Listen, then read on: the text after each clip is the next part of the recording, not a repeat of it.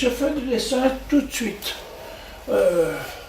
Quand j'ai l'idée de ce que je vais faire.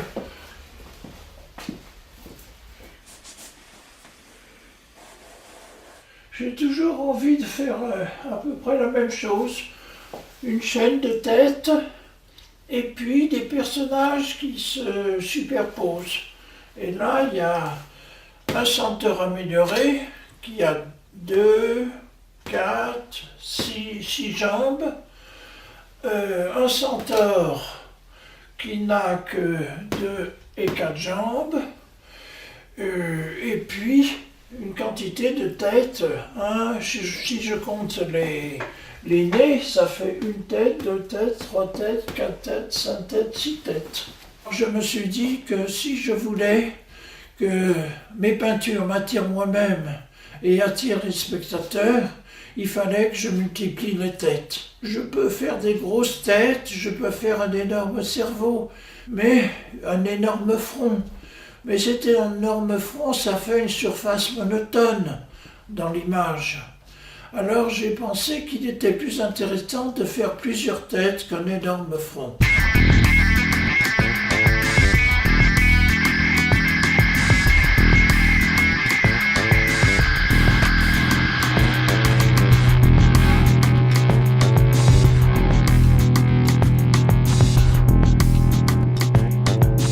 Le Taillan des Landes, c'est un empire dont je suis l'empereur. C'est un royaume dont je suis le roi. Si c'est une démocratie dont je suis le président.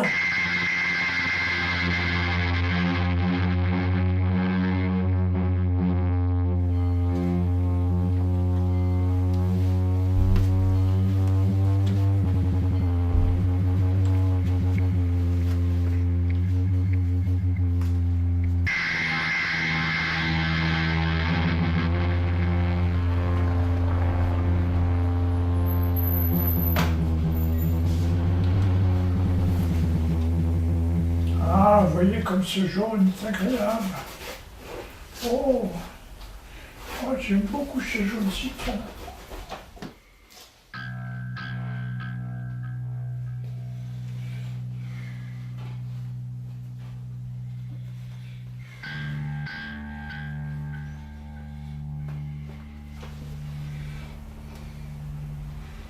Le travail des jaunes est toujours un travail très lent et difficile pour moi.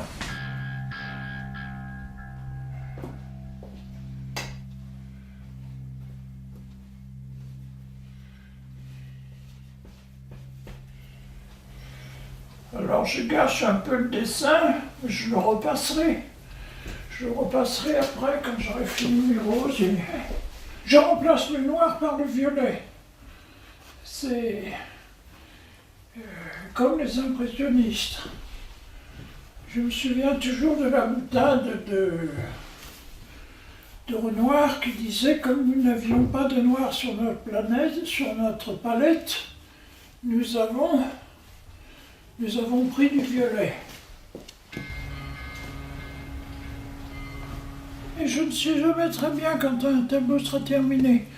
Je laisse parfois un tableau inachevé pendant plusieurs années, et quand je le retrouve, je le termine, ou je ne le termine pas, il est terminé. C'est Miro qui m'a enseigné ça, son comportement. Il ne m'a jamais dit, mais j'ai vu comment il se comportait. Alors il commençait beaucoup de tableaux, et il ne les achevait pas, et il les laissait reposer. Et parfois 1 an, 2 ans, davantage. Et il les regardait de nouveau, et parfois il s'apercevait que le tableau n'était pas inachevé, que le tableau était fait. Et dans d'autres cas, il le reprenait, le finissait.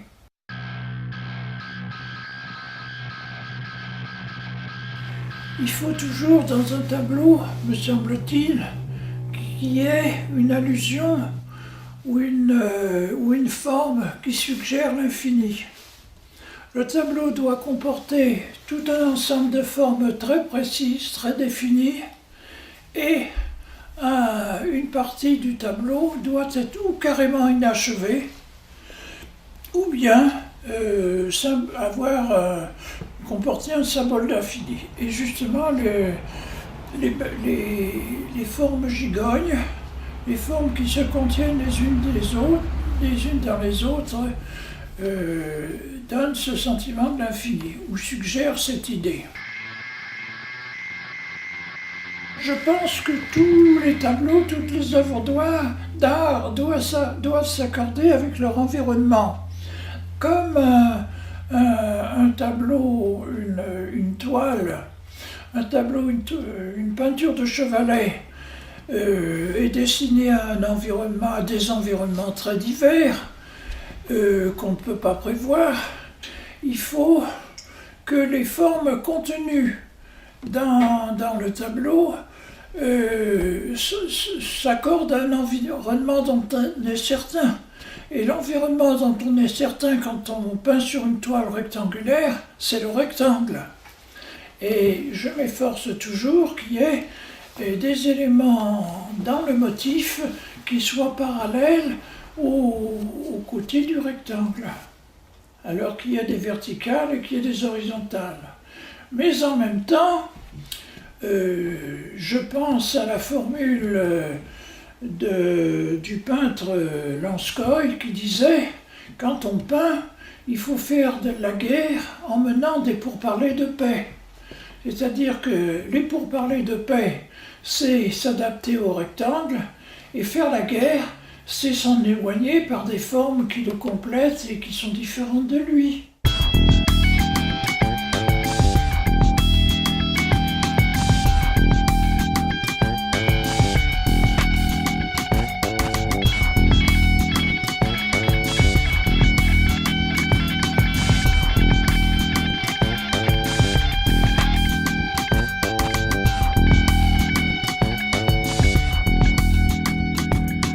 Mes tableaux mettent en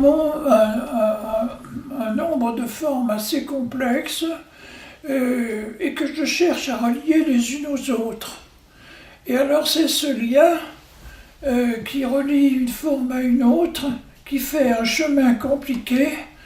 C'est ce lien-là qui donne l'impression de labyrinthe. Mais je n'ai pas du tout l'intention de perdre le spectateur.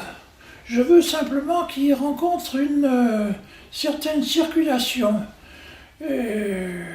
et qu'il puisse avoir à un certain moment le sentiment qu'il va peut-être se perdre. Mais en général, je m'arrange pour qu'ils ne se perdent pas.